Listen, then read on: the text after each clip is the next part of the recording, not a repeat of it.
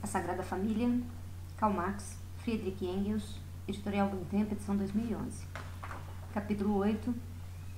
Caminho terreno e transfiguração da crítica crítica, ou a crítica crítica conforme Rodolfo, Príncipe de Gerolstein, por Karl Marx. Subtítulo 3. Revelação do mistério do direito. Páginas 200 a 214. Item A. Maître d'école, ou a nova teoria da pena, o mistério revelado do sistema celular, mistérios da medicina.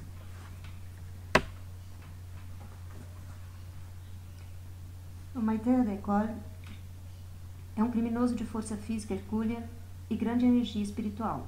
É já de família, um homem culto e instruído. Esse apaixonado atleta entra em conflito com as leis e com os costumes da sociedade burguesa, cuja medida geral é a mediocridade, a moral delicada e o comércio secreto.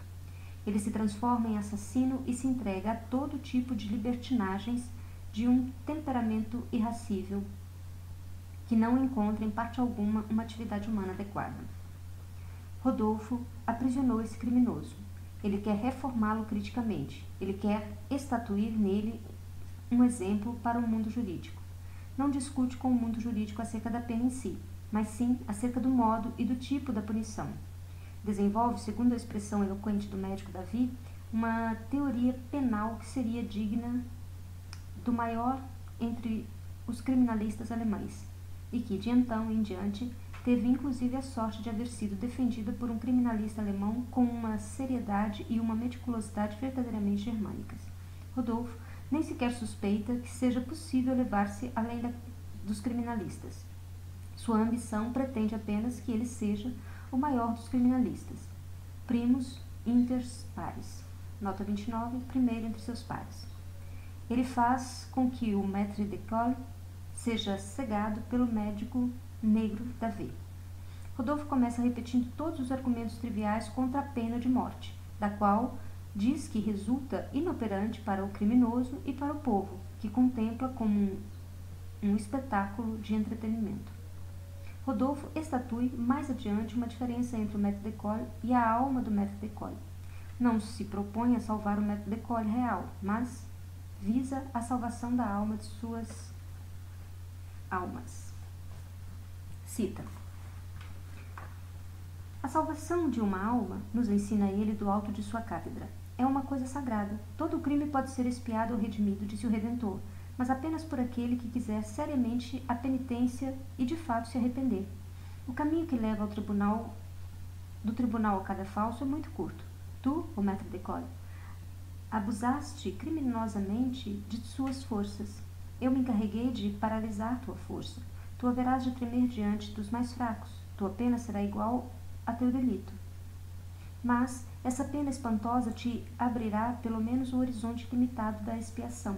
Apenas te isolarei do mundo exterior, para que te afundes sozinho com a recordação de teus feitos infames ou infamantes em uma noite impenetrável. Tu te verás obrigado a contemplar teu interior, tua inteligência, que tu mesmo degradaste. Haverá de despertar e te conduzir à expiação. Fim da citação. Uma vez que Rodolfo tem a alma de um homem como santa e seu corpo como profano, uma vez que faz questão de considerar somente a alma a verdadeira essência, por ser ela que corresponde ao céu, ou segundo a transcrição crítica do Sr. Zéliga, à humanidade, resulta que o corpo, a força do maître d'école, não pertence à humanidade, que suas manifestações essenciais não são suscetíveis de ser educadas humanamente, que elas não podem ser reivindicadas pela humanidade, que não podem ser tratadas como um ser auto-humano. O maître d'école abusou de sua força. Rodolfo paralisa, entorpece e aniquila essa força. Não há meio mais crítico para desfazer-se das manifestações falsas de uma força essencial humana do que o ato de aniquilar essa força essencial. É esse o meio cristão que arranca o olho quando o olho está em pecado, que decepa a mão quando a mão comete pecado.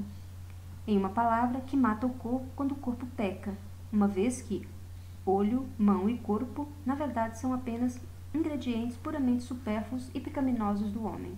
É preciso matar a natureza humana para curar suas enfermidades. Também a jurisprudência massiva, coincidindo com a jurisprudência crítica nesse ponto, encontra na paralisação, no entorpecimento das forças humanas, o contraveneno mais eficaz para fazer frente às manifestações perturbadoras dessas forças. O que incomoda Rodolfo, o homem da crítica pura, na criminalística profana, é o trânsito demasiado rápido do tribunal ao cadafalso. Ele, pelo contrário, quer unir a vingança sobre o criminoso com a expiação e a consciência do pecado do criminoso, a pena corporal com a pena espiritual, o martírio corporal com o martírio incorpóreo do arrependimento. A pena profana deve ser, ao mesmo tempo, um meio educativo cristão moral. Essa teoria da pena, que une a jurisprudência e a teologia, esse mistério revelado do mistério, é exatamente a teoria penal da Igreja Católica, exposta de maneira bem entendida já por Bentham em sua obra Teoria das Penas e das Recompensas. Do mesmo modo, Bentham demonstra a ineficácia moral das penas atuais na obra referida. Ele chama os castigos infligidos pela lei de paródias judiciais. A pena que Rodolfo impõe ao maître d'école é a mesma que Orígenes havia imposto a si mesmo. Ele o castra, lhe rouba um órgão da procriação, um olho. O olho é a luz do corpo. O fato de que ocorra a Rodolfo justamente a pena da cegueira faz muita honra ao seu instinto religioso. Essa é a pena que estava na ordem do dia em todo o Império Cristão de Bizâncio e que floresceu no vigoroso período juvenil do Império Cristão Germânico da Inglaterra e da França.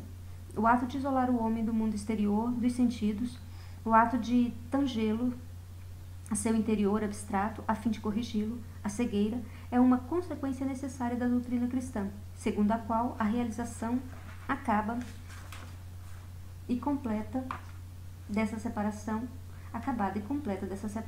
o puro isolamento do homem reduzido ao seu eu espiritualista, é o bem em si mesmo.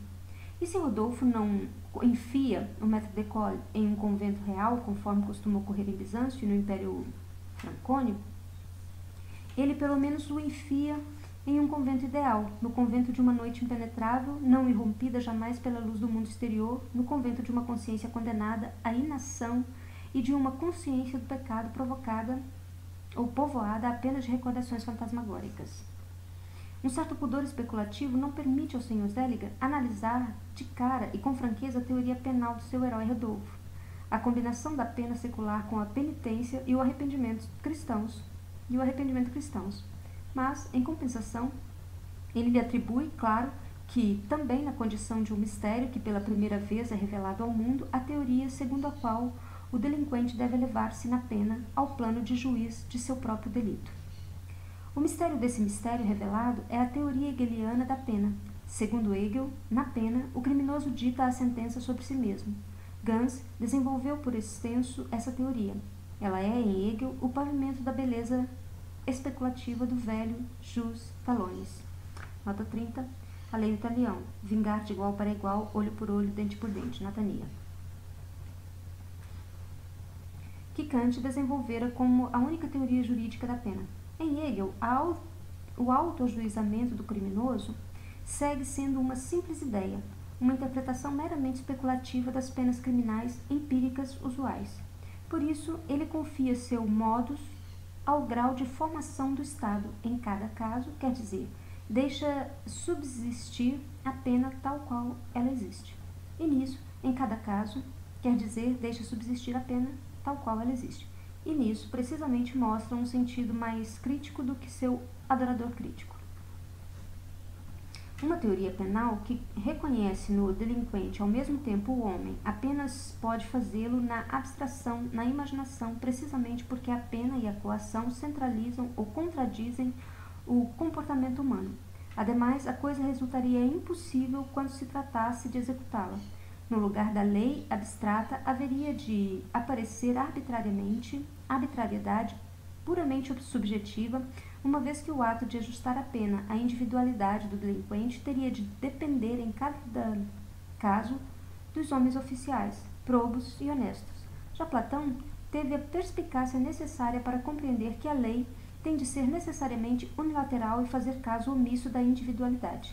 Dentro das relações humanas, ao contrário, a pena não será realmente uma coisa diferente do juízo do infrator acerca de si mesmo. Não se tratará de convencê-lo de que uma violência externa imposta por outros é uma violência que ele impõe a si mesmo. Nos outros homens, ele haverá de encontrar muito antes os redentores naturais da pena que ele infligiu a si mesmo. Quer dizer, a relação se inverterá por completo. Rodolphe proclama seus pensamentos mais interiores, a finalidade da cegueira, quando diz ao maître d'école, cita, Chacun de tes paroles sera une prière. Nota 31. Cada uma de tuas palavras será uma oração. Nota Nia. Fim da citação. Ele quer ensiná-lo a rezar, quer transformar o bandoleiro Hercúleo em um monge, cujo único trabalho passará a ser a reza. Quão humana é a teoria penal comum e se comparada a essa crueldade cristã que se limita a cortar a cabeça de um homem quando quer aniquilá-la. Compreender-se por si mesmo, no final, que a legislação massiva real, quando se propunha a sério a corrigir os delinquentes, procedia de um modo incomparavelmente mais inteligente e mais humano que o Harun al-Rashid alemão. As 4 colônias agrícolas holandesas e a colônia de delinquentes Ostwald, na Alsácia, constituem experiências verdadeiramente humanas se comparadas com o ato de cegar o maître d'école. Assim como Rodolphe aniquila Fleur de Marie ao entregá-la ao padre e à consciência do pecado, o mesmo que faz com Chaurinot quando lhe rouba sua independência humana para convertê-lo em um bulldog, ele aniquila o maître d'école ao furar-lhe o olho a fim de que ele aprenda a rezar. Essa é, em todo caso, a forma como toda realidade brota simplesmente da crítica pura, qual seja, como deformação e abstração sem sentido da realidade. O Sr. Zeliger faz com que, logo após o cegamento do maître d'école, aconteça um milagre moral. Cita. O mestre-escola, terrível, reconhece, segundo sua informação, de repente, a força da honradez e da probidade, e diz ao churri-homem, sim, em ti eu posso confiar, tu jamais roubaste. Fim da citação. Desgraçadamente, Eugène Sue escolheu uma manifestação do maître d'école acerca de Chaurinot que contém o mesmo reconhecimento e não pode ser nenhum efeito da cegueira, uma vez que sucede antes de esta ter sido encaminhada. Com efeito, o maître d'école se expressa a respeito do Chaurinot em seu tête-à-tête com Rodolphe, da seguinte maneira, nota 32, conversação confidencial a 2, e nota 33, tradução, nota Nia. Ademais, ele não é capaz de vender um amigo. Não, ele tem coisas boas, sempre teve ideias singulares. Fim da citação. O milagre moral do Sr. Zeliger queda aniquilado depois disso, portanto, e nós passaremos a considerar agora os resultados reais da curta crítica de Rodolphe. Por ora, encontramos o maître d'école numa expedição à quinta de Bouqueval, junto de Chouet, a fim de pregar uma peça em Fleur de Marie. O pensamento que o domina é naturalmente o pensamento da vingança contra Rodolphe, e ele sabe apenas se vingar dele em termos metafísicos, pensando e ruminando o mal que irá aprontar com ele.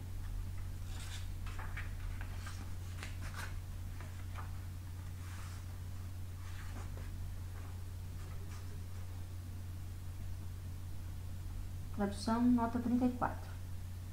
Ele me tirou a vista, mas não me tirou o pensamento do mal. Nota Nia. Fim da citação. Ele conta a Chouet que por que mandou procurá-la. Cita. Eu me aborreceria completamente só em meio a essas pessoas honestas. Fim da citação. Quando Eugène Sue se satisfaz de maneira tão ampla sua volúpia monacal, sua volúpia bestial na auto-humilhação do homem, a ponto de obrigar o maître d'école a se prostrar de joelhos diante da velha bruxa Chouet e a implorar ao pequeno duende Tortillard para que não o abandone, ele, o grande moralista, esquece que com isso alcança a Chouet as flores de um alto gozo diabólico. E assim como Rodolphe, mostra ao criminoso o poder da violência física, que ele quer provar inútil, justo, através do ato de cegá-lo com violência. Assim também, Eugène Sue ensina ao maître d'école a reconhecer de fato e de verdade o poder da plena sensoriedade. Ele faz com que ele compreenda que sem ela o homem é castrado, torna-se alvo indefeso até mesmo da zombaria das crianças. Convence-o de que o mundo mereceu seus crimes, uma vez que ele apenas parecia ou precisa perder seus olhos e já passa a ser maltratado pelo mundo. Ele lhe arrebata a sua última ilusão humana, pois o maître d'école acreditava na lealdade de Choeté. Ele havia se expressado nesses seguintes termos diante de Rodolphe: ela se jogaria ao fogo por minha causa. Em oposição a isto, Eugène Sue goza a satisfação de ver o maître d'école clamando no maior dos desesperos: Mon Dieu, mon Dieu, mon Dieu. Nota 35, meu Deus, meu Deus, meu Deus. Nota Nia. Ela aprendeu a rezar, e o Sr. Sue vê nesse papel involuntaire de la commissionération divine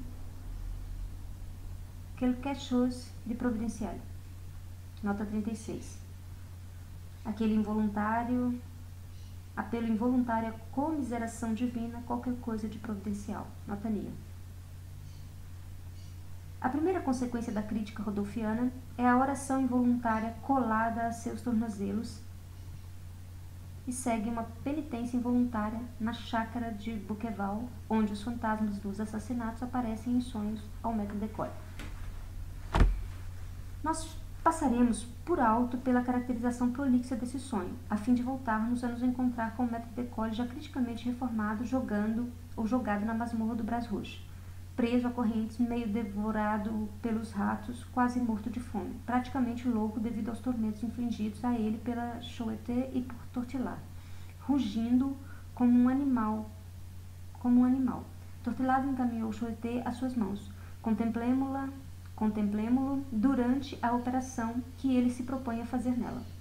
Ele copia o herói Rodolphe não apenas externamente, ao arrancar os olhos de Choeté, mas também moralmente, ao repetir a hipocrisia de Rodolphe e adornar sua crueldade com palavras devotas. Assim que o maître d'école tem Choeté sob seu poder, ele manifesta une joie effrayante, nota 37, uma alegria espantosa, e sua voz treme de raiva. Cita. Nota 38, tradução. Nota Nia. Provavelmente te das conta de que não quero terminar de uma vez. Tortura por tortura. Devo falar-te extensamente antes de te matar. Vai ser espantoso para ti. Antes de tudo, compreende?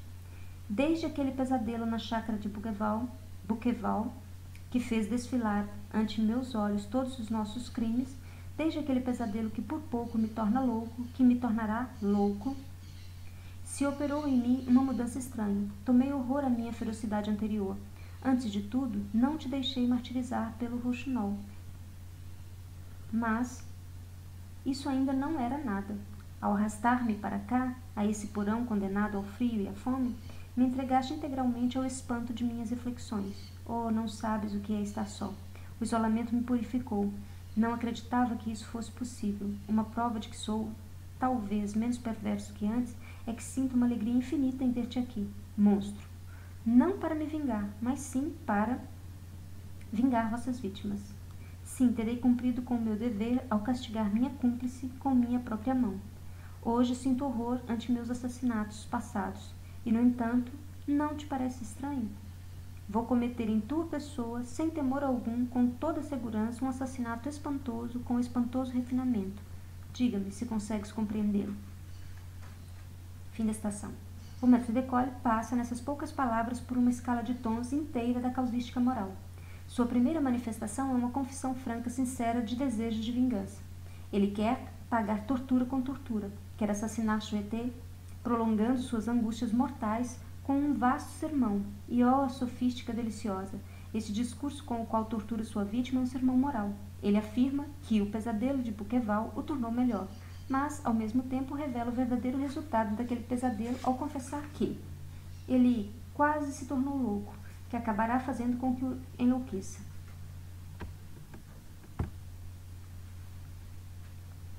E como prova de sua melhora, ele acrescenta ter evitado a flagelação de Fleur de Marie.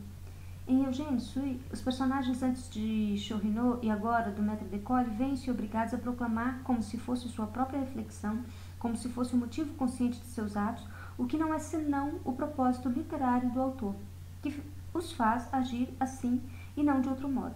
Ele os obriga a dizer constantemente: eu melhorei, nisso e naquilo, e também naquilo, lá, etc. Uma vez que eles não chegam de fato a uma vida real e plena de conteúdo, é preciso que suas línguas emprestem tons vigorosos e rasgos insignificantes, como ocorre aqui com a proteção de Fleur de Marie. Depois de ter informado o efeito benéfico do pesadelo de Bouqueval, o maître d'école tem de esclarecer por que Eugène Sue mandou que o encarcerassem num porão. Ele tem de achar racional o procedimento do romancista, e por isso é obrigado a dizer a Choetet que, ao encerrar-me nesse porão, condenando-me a ser comido por ratos e a passar fome e sede, me ajudaste a tornar-me um homem melhor. A solidão me purificou. O rugido animal, a raiva furibunda, o desejo espantoso de vingar-se com que o maître d'école recebe Choetet batem direto à casa dessa fraseologia moral. Eles denunciam o caráter das reflexões que ele se meteu à cabeça no cárcere. O próprio maître d'école parece chegar a senti-lo, mas, na condição de moralista crítico, ele sabe neutralizar as contradições. Justo essa alegria infinita de ter Choetet com seu poder, em seu poder é apresentada por ele como um símbolo da melhora. Seu desejo de vingança não é, na verdade, um desejo natural, mas sim um desejo moral de vingança. Não é a si, mas as vítimas comuns, suas e de Choetet, que ele quer vingar. Se ele a assassina, não comete no fundo um assassinato, mas cumpre uma obrigação. Ele não se vinga dela, ele castiga sua cúmplice como se fosse um juiz imparcial. Sente calafrios ao pensar em seus assassinatos anteriores, o que não é obstáculo em todo caso. Ele mesmo se assombra com sua causística e pergunta a Choetet: não te parece estranho? Para que se declare impávida e decididamente disposto a matar outra pessoa? Por razões morais que não explica. Ele se deleita com a pintura do assassinato que se propõe a cometer, refocilando-se nele como se fosse um maître à feu, como se fosse um maître avec, de refinement à feu. O fato de o maître d'école assassinar Choetet se enquadra direitinho em seu caráter, sobretudo depois da crueldade com que a tratou. O fato de ele assassiná-la por motivos morais, o fato de interpretar moralmente sua alegria bárbara no maître à feu, non refinement à feu, o fato de ele manifestar seu arrependimento pelos assassinatos anteriores justamente através de um assassinato de duplo sentido, um assassinato moral, tudo isso é o resultado glorioso da cura crítica encaminhada por Rodolphe. A Choetet até procura escapulir ao maître d'école. Ele o percebe e assegura com firmeza. Cita, nota 39, tradução. Nota Nia. Não te movas, Choetet, pois é necessário que acabe de explicar como cheguei pouco a pouco a arrepender-me. Essa revelação será odiosa para ti e te demonstrará também quão implacável devo ser na vingança que vou exercer sobre ti em nome de nossas vítimas. Tenho de apressar-me. A alegria de ter-te aqui me faz o sangue ferver. Terei tempo para tornar-te espantosa a aproximação da morte, obrigando-te a escutar-me. Estou cego, e meu pensamento toma forma, corpo, e me apresenta constantemente, de um modo visível, quase palpável, os rasgos das minhas vítimas. As ideias se refletem quase como imagens materiais em meu cérebro, quando ao arrependimento se une uma expiação de uma espantosa severidade, uma expiação que converte nossa vida em uma longa insônia, cheia de alucinações vingadoras ou de reflexões desesperadas. Talvez então o perdão dos homens suceda ao remordimento e à expiação. Fim da citação. O maître d'école segue adiante com sua hipocrisia, que se delata como hipocrisia a cada instante. Ele quer que Choetet ouça como ele, pouco a pouco, chegou ao arrependimento. Essa revelação será odiosa para ela, pois lhe demonstrará que o dever dele é levar a cabo uma vingança implacável contra ela, não em seu próprio nome, mas em nome das vítimas comuns dos dois. De repente, o maître d'école interrompe sua lição didática. Tem de se apressar, conforme ele mesmo diz, com sua lição, pois a alegria de tê-la em seu poder faz com que o seu sangue ferva nas veias. Oh, uma razão moral para encurtar a lição. Mas, então ele volta a apaziguar seu sangue. O longo tempo que ele investe em pregar sua moral não é, no final das contas, tempo perdido para sua vingança. Esse tempo apenas tornará espantosa a aproximação da morte para ela. Outra boa razão moral para este caro sermão, e agora, depois de expostas essas razões morais, ele pode voltar consolado ao seu texto moral, começando pelo lugar em que o irrompera. O maître d'école descreveu com precisão o estado em que o isolamento do mundo exterior é capaz de jogar um homem. O homem, para quem o mundo sensível se converte em uma mera ideia, vê, ao contrário, como as simples ideias se transformam em seres sensíveis diante dele. As quimeras de seu cérebro adquirem força corpórea. Um mundo de espectros tangíveis e palpáveis se engendra. Dentro dele. Esse é o mistério de todas as visões piedosas, e essa é também, ao mesmo tempo, a forma geral da loucura.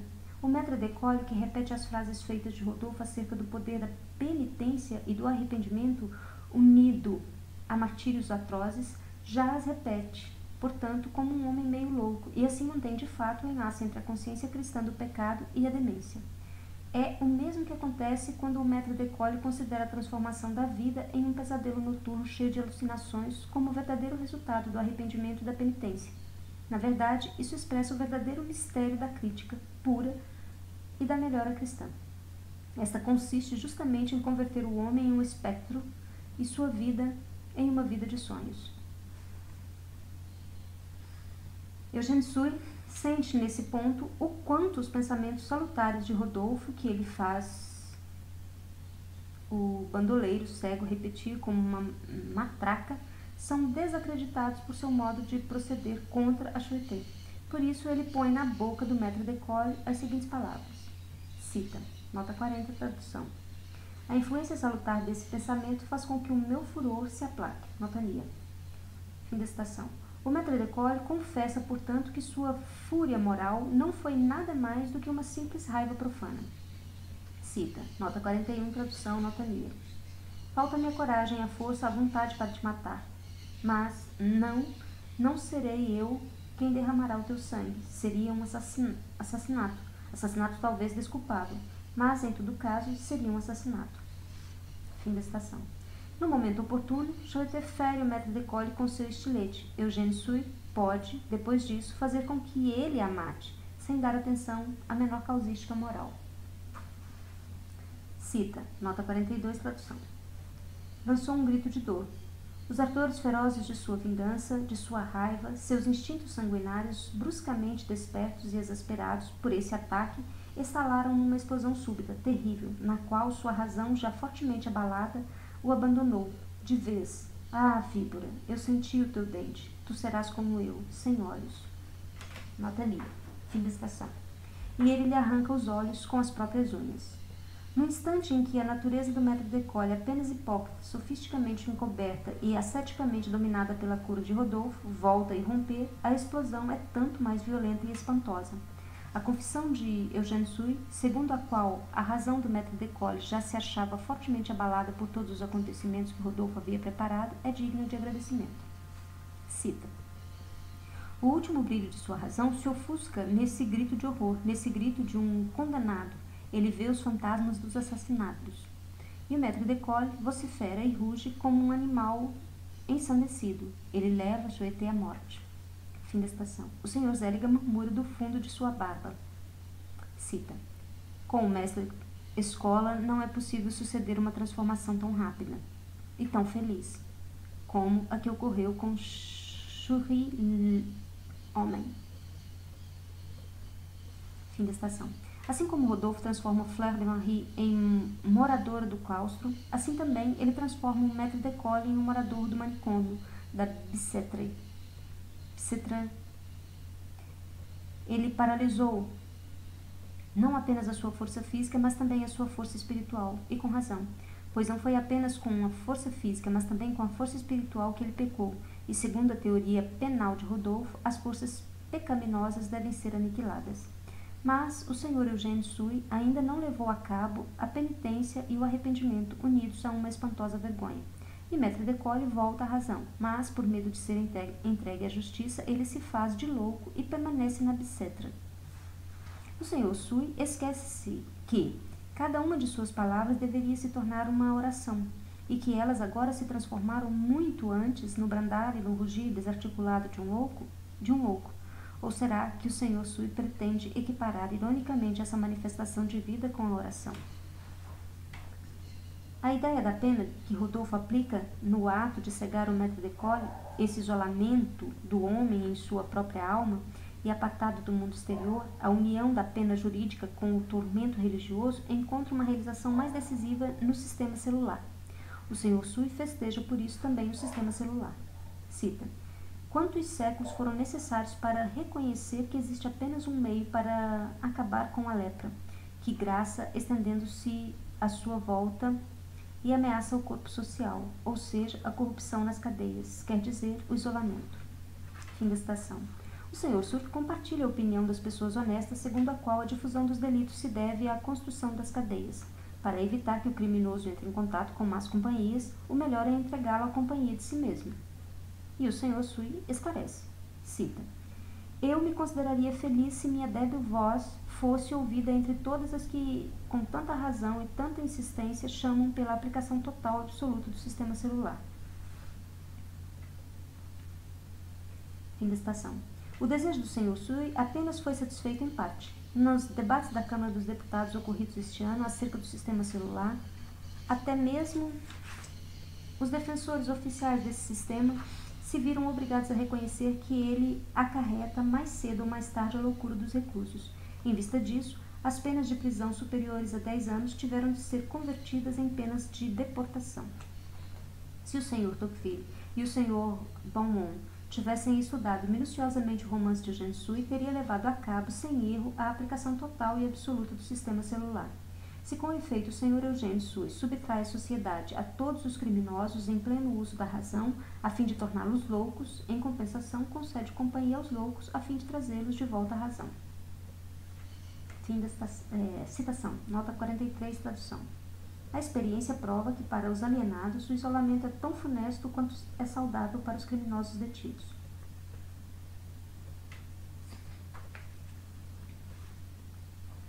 Fim da citação.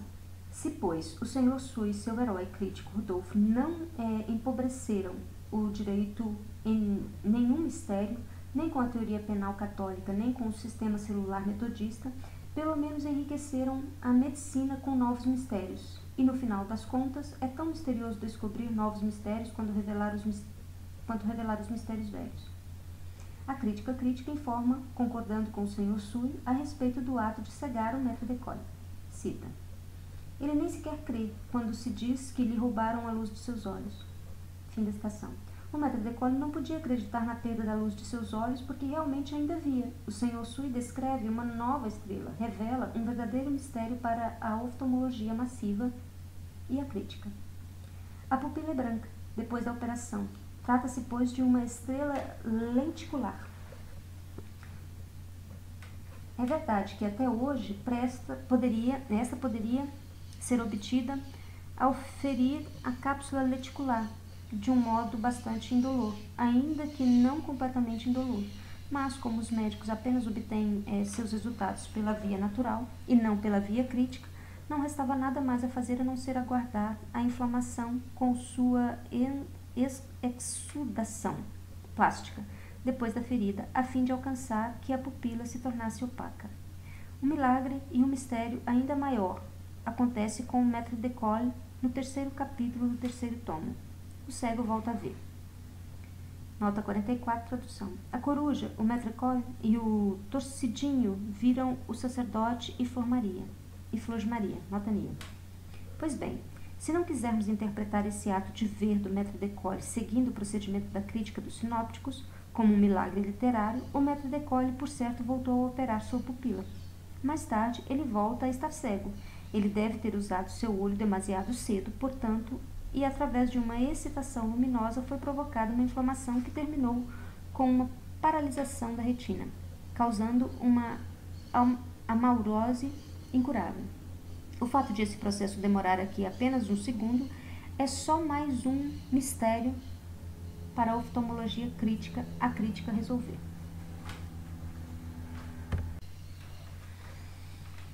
Item B. Recompensa e castigo. A dupla justiça, mais uma tabela. O senhor Rodolfo revela que a teoria que mantém a sociedade em pé através da recompensa dos bons e do castigo dos maus, considerada acriticamente, essa teoria é tão só a teoria que vigora na sociedade atual. Ela não deixa faltar por certo as recompensas para os bons e os castigos para os maus. Ante esse critério é revelado como é acrítico esse comunista massivo chamado Owen, que vê no castigo e na recompensa a santificação das diferenças de nível social e a expressão perfeita de um repúdio servil. Poderia ser considerado uma nova revelação o fato de Eugênio Sui tomar a justiça, a contrapartida da justiça penal em si, como ponto de partida para a recompensa, e, descontente com uma jurisdição, inventar duas. Lamentavelmente, tampouco esse mistério revelado é mais do que a repetição de uma velha teoria que Bentham desenvolve de maneira extensa em seu livro citado em uma passagem anterior. Em compensação, não se deve discutir o mérito de Eugênio Sui no fato de raciocinar e desenvolver uma proposta de uma forma incomparavelmente mais crítica do que de Bentham, enquanto o inglês massivo mantém os pés sobre um terreno plano. A dedução sueana levanta voo para as regiões críticas da imensidão. O senhor Sui raciocina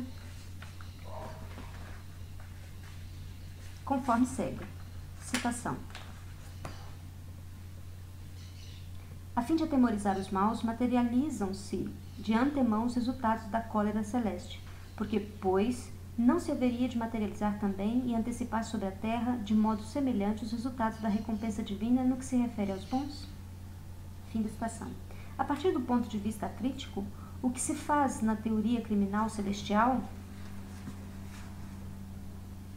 é, ao contrário, idealizar a teoria terrestre, do mesmo modo que nas recompensas divinas não se faz outra coisa do que idealizar a servidão assalariada humana. Se a sociedade não premia todos os homens, é porque isso é absolutamente necessário para que a justiça divina tenha pelo menos alguma vantagem em relação à humana. Na pintura de sua justiça, que premia criticamente o senhor Sui, nos oferece, pois, um exemplo daquele dogmatismo feminino, censurado pelo senhor Edgar em Flora Tristã com toda a quietude do conhecer. Dogmatismo este que pretende ter uma fórmula e a estabelece segundo as categorias do existente. O senhor Eugênio Sui traça diante de cada peça da justiça penal vigente, que ele deixa vigorar, uma contrapartida copiada até os últimos detalhes da justiça retributiva, que ele apresenta por sua conta. A fim de que o leitor tenha uma ideia mais clara a respeito disso, resumiremos em uma tabela o quadro que ele traça com a imagem e a contra-imagem.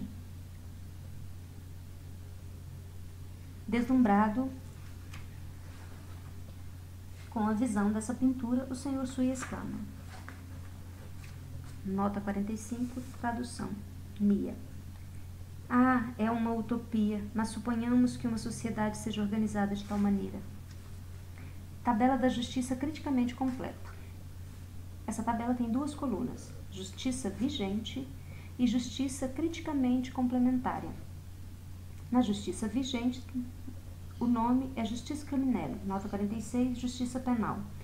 Na justiça criticamente complementária, o nome é Justiça Vertueuse, nota 47, ou Justiça Virtuosa, nota Nia. Primeira coluna, símbolo.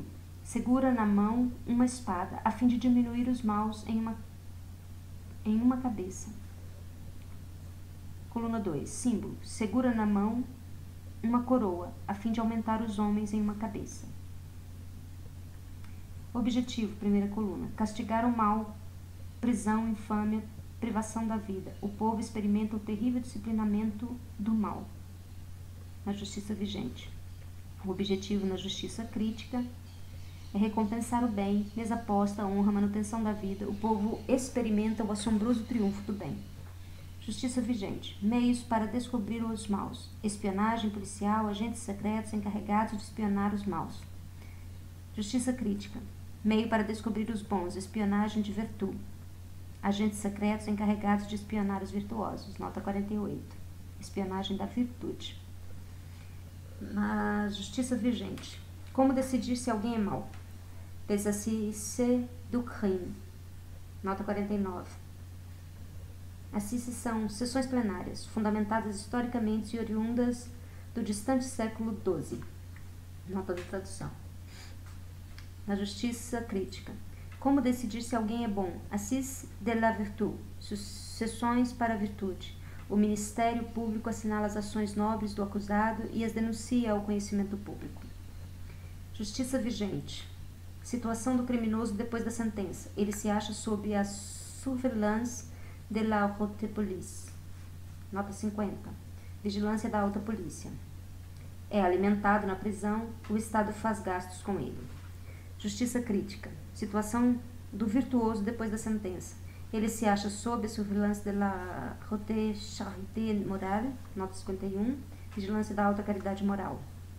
É alimentado em sua casa, o Estado faz gastos com ele.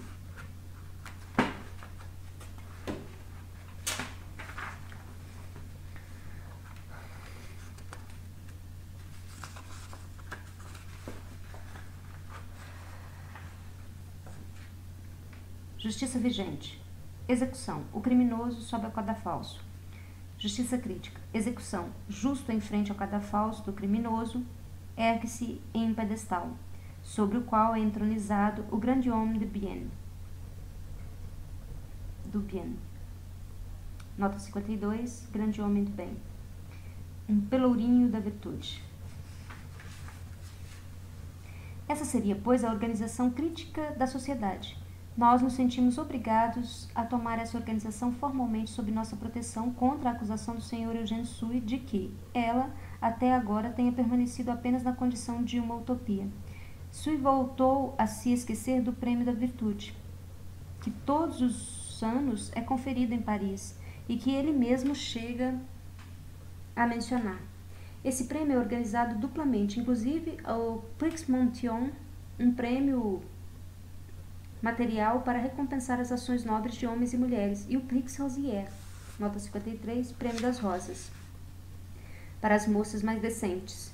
Conforme se vê na tabela, nem sequer falta a coroa de rosas reivindicada por Eugène Sue. No que se refere à espionagem da virtude e à surveillance de haute charité morale, já faz muito tempo que elas estão organizadas pelos jesuítas. Ademais, o jornal do Débat, o Siècle, As Petits Affaires de Paris, nota 54, Jornal de Débat, abreviação do nome do jornal burguês da França, Jornal de Débat Politique et Littéraire, o Jornal dos Debates Políticos e Literários, foi fundado em Paris em 1789, durante a monarquia de Júlio. Foi órgão do governo. Le Siècle, o Século, outro diário, foi publicado em Paris entre os anos de 1836 a 1839. Nos anos de 1840, apresentava os pontos de vista daquela parcela da pequena burguesia que se limitava a exigir um punhado de reformas constitucionais não muito radicais. O Petit Affaires de Paris, algo como Pequenos Editais de Paris, por seu lado, foi um jornal muito antigo de Paris, fundado em 1612. Era uma espécie de folha de informação na qual eram impressos os mais diferentes anúncios e comunicações. E etc. Fim da nota. Encarregaram-se de assinalar e denunciar as ações nobres e os méritos de todos os corredores da Bolsa de Paris, que desfrutam de prêmios diários, sem contar o assinalamento e a denúncia das nobres ações políticas para as quais cada partido dispõe em seu próprio órgão. Já o velho, Fus, percebeu que Homero é melhor do que seus deuses. Podemos, portanto, responsabilizar o mistério revelado de todos os mistérios, Rodolfo, pelas ideias de Eugène Sue. Ademais, o Sr. Zelliger nos informa, cita: além disso, são muitíssimas as passagens com as quais Eugène Sue interrompe o relato, encaminhando os episódios e concluindo-os, e todas elas são críticas. Fim da citação. Item C. Suprassunção do selvagismo no interior da civilização e da ausência de direitos no Estado. Lembrando que suprassunção é uma palavra para substituir a alienação, citada no início da leitura do livro A Sagrada Família. O meio de prevenção jurídico para a suprassunção dos crimes e, com isso, do selvagerismo no interior da civilização consiste na tutela protetora que o Estado assume sobre os filhos dos justiçados e dos condenados a longas penas. Sui trata de organizar a distribuição dos crimes de um modo mais liberal. Nenhuma família deverá seguir possuindo um privilégio hereditário sobre um crime. A livre concorrência dos crimes deve triunfar sobre o monopólio. A ausência de direitos no Estado é superada pelo Sr. Sui através da reforma do Código Penal. Nota 55, Código Penal, nota minha. Em sua seção sobre o abuso de confiança. Nota 56, abuso de confiança. E, sobretudo, através da introdução de advogados de pobres pagos. O Sr. Sui considera, portanto, que a ausência de direitos no Estado não aconteça no Piemont, na Holanda, etc., onde existe o advogado dos pobres. A legislação francesa peca unicamente pelo fato de não pagar os advogados dos pobres, por os deixar exclusivamente ao serviço dos pobres e por tornar os limites legais da pobreza demasiado estreitos. Como se a ausência de direitos não começasse precisamente no processo em si, e como se na França não se soubesse há muito tempo que o direito não concede nada, mas apenas se limita a sancionar o existente. Ao que parece, a distinção já trivial entre droit et fait, nota 57, direito e fato, segue sendo, para o romancista crítico, o mistério de Paris. Se ainda acrescentarmos a revelação crítica dos mistérios jurídicos às grandes reformas que Eugênio Sui pretende encaminhar em relação aos Huissier, nota 58, contínuos, logo compreenderemos o jornal parisiense Satan, nota 59. Le Satan, o Satan, jornal francês de características burguesas e satíricas, publicado em Paris entre os anos de 1840 e 1844, nota da tradução. Ele faz com que um bairro de Paris escreva aquele grand réformateur à tant la ligne, nota 60, grande reformador pago por linhas, para dizer-lhe que em suas ruas ainda não existe iluminação a gás. O Sr. Sui responde que o ajudará na luta contra esse mal no 6º tomo de seu Juif errant, nota 61, Judeu errante, nota lia. O romance Le Juif errant, o Judeu errante, de Eugênio Sui, foi publicado em 1844 e 1845 e é uma das obras mais famosas sobre o tema indicado no título. Um outro bairro da cidade que se queixa das defeituosas aulas do ensino preparatório. Ele promete a esse bairro levar a cabo a reforma do ensino preparatório no 10º tomo de seu Juif errant.